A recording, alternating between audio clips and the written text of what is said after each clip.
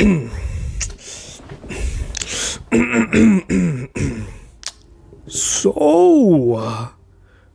you heard a lot about Squid Game, right? It's a pretty popular Korean show on Netflix. Yeah, that's all I gotta say. K-dramas are absolute exquisite work, such as this scene right here. I'm sorry, don't leave me. Oh yeah, I definitely saw this type of pose somewhere. Like, bro, we get it. We do see the and it has other great bangers too, which I will not name for the sake of this runtime of this video. Now, compare this to Bollywood. Alrighty, they'll show a real cinematic experience on the big screen. I wonder what it's like in there. But yeah, suck it, Hollywood. You may have some bangers in the past, like that one scene from Endgame.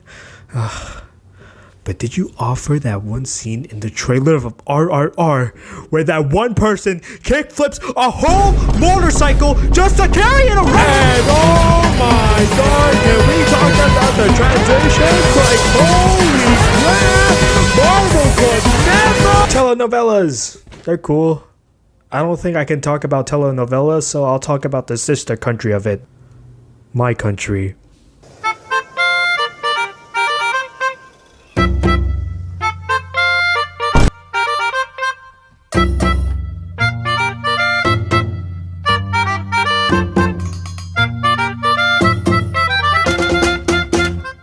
This here is teleseryes. What does that mean? Well, it's for telenovelas, but for the Philippines, of course. So what does the Philippines have to offer? Well, there are these two channels that I know of, which were TFC and GMA7. But I'm going with TFC because I never experienced a GMA show like Encantadia, Victor Mantanggol, etc, etc. Except I would not forget Eat Bulaga, bro. Going back though with TFC, we're reviewing 3 shows from the back of my mind that I knew were popular and very influential in my said country. So, let's get to the first one, shall we?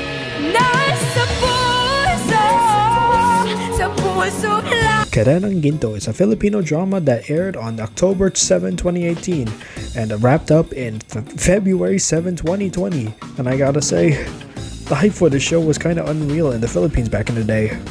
Furthermore, let's read from the IMDb page, shall we? Karenang Ginto is the story of Romina Odrada, a secretary turned wife of business tycoon of Robert Mondragon, who married her despite the fact that she was and was carrying the child of the assailant. Unknown to Romina, it was Daniela, Robert's daughter, who had orchestrated her abduction right before seducing Romina's fiancé, Carlos Bartolome. With their lives intertwined, their daughters Cassandra and Margaret are made to fight as to who the rightful heir is to Robert's empire. The show was really so popular that it had a viral meme about Daniela wearing a red dress carrying her suitcase in the streets. The meme was so popular in the Philippines that the actor behind Daniela, Tipos Gonzalez, loved it so much she reacted to it herself. There's also this really cute reel from Facebook who we'll call her You Do Not girl, who was quoting lines from the series, specifically Marga and Cassie. It took the Philippines by storm and she was invited by Gandaga Beva, with also the actors of Marga and Cassie meeting her. This is my favorite part. Okay lang. Basta't nasa akin ang kayamanan ng mga Mondragon. Eh di wow. So to describe the hype in this show in the Philippines, I would say this would be Stranger Things level type of hype. And it pays off, so I'm proud of them. Good job. Anyways, how should I end this topic? Oh, this should be fine. You know what? I'm not in my best mood when I'm hungry. Pasensya na po, ma'am. Hindi ko naman po kasi alam that you're dead hungry. Oh! Jake 102! FBJ ang Provinciano aired on September 28, 2015. Had been on air for the whole 7 years and it finally wrapped up on August 12, 2022. Now let's get into the juices. Cardo de Lisa. Baby, I'm about to talk about the gold. Talking who? Never heard. Anyways, he is like the William F. consistent but has the main character syndrome. Bro always comes back just to pack some absolute heat, jump off a bridge and land onto a bus, all doing all that because his brother died. And he was like, nah gang, I got you. Your sacrifice will not be in vain. That's if I have to steal your home girl for the sake of it. The reason why this show is so popular in the Philippines is because this is an FPJ project. If you don't know what FPJ stands for, FPJ stands for Fernando Poe Jr. And if you don't know who Fernando Poe Jr. is, he was the one that revolutionized everything in Filipino cinema history, bro. He was packing absolute action back in the day. Also, the Uncultured Channel adaptation is based on the 1997 film. This would also be Coco Martin's first ever major role as a leading actress. The series would span in 5 arcs as they were developing a new show called FPJ Batang Quiapo. Anyway, Cardo Dalisay is so peak he could rival John Wick himself any day. I mean, look at it. Look at this dude. You can tell that he's aura farming. And to make things better, he has his own theme with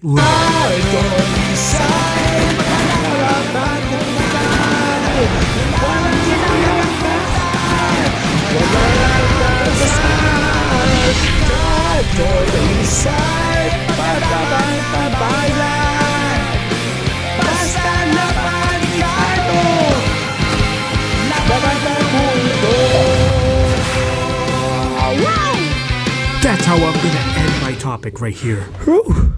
Okay, what's the last one here on the list?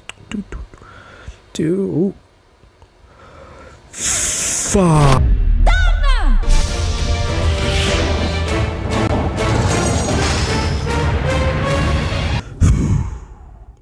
Darna is a superhero created by Mars Ravello and Nesta Rondedo. She has appeared in Filipino comic books as she made her debut in May 13, 1950. The plot of Darna is like any other superhero origin story you've ever heard of. There's a girl named Noara, and she is an attractive woman who grew up in an orphanage. One day, she finds a stone that transforms herself into the Harris, which of course you've guessed it. And I gotta say, it's actually kinda gas, not gonna lie. Of course, there's the implication that some of you guys, of course, aren't Filipinos and pay attention to character design. And I know what you're possibly thinking about. I'm sensing some sort of deja vu. Something very wonderful. Say that again? Over the years, there has been media about her. But we are gonna talk about the recent one that came out 3 years ago. 2022's Darna.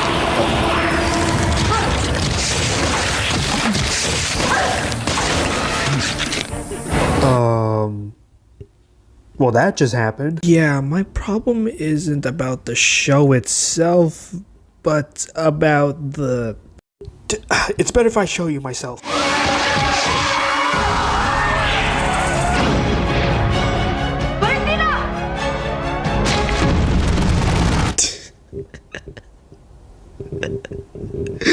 Oh my god!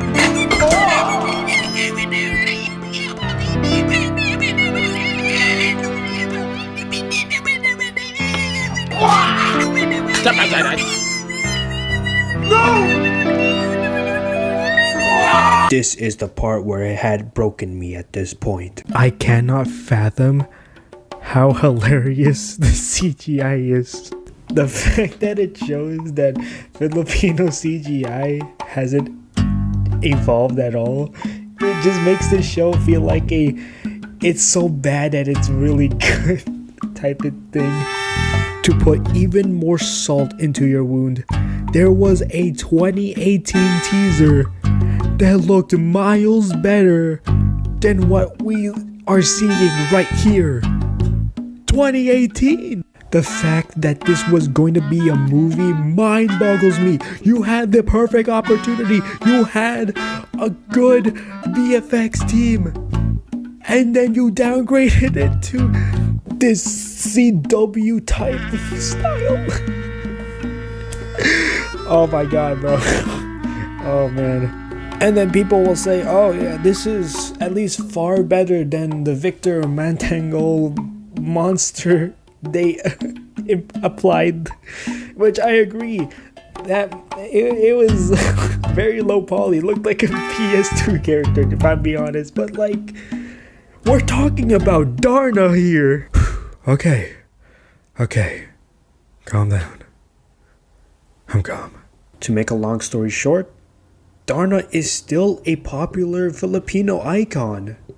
Yes, the budget has been butchered, honestly, but it's still watchable. But who cares? We might get another Darna adaptation if done right.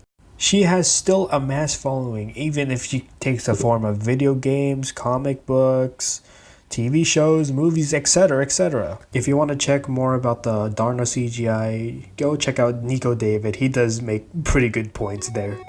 And yeah, that's a wrap up, everybody. Yeah, let's go. Final words I would give is that if you really want to watch these shows, go ahead. I'm not stopping you. These shows wouldn't exist without the amazing crew and people behind them. And if we're talking about a dream teleseries show I would definitely make in the future, it would be a 26 episode series of Filipino brain rot, while still celebrating the country's legacy and giving a Nichijou inspired vibe to it. So yeah, I hope you enjoyed this video. And in the words of the Ang Provinciano, Tuloy ang laban!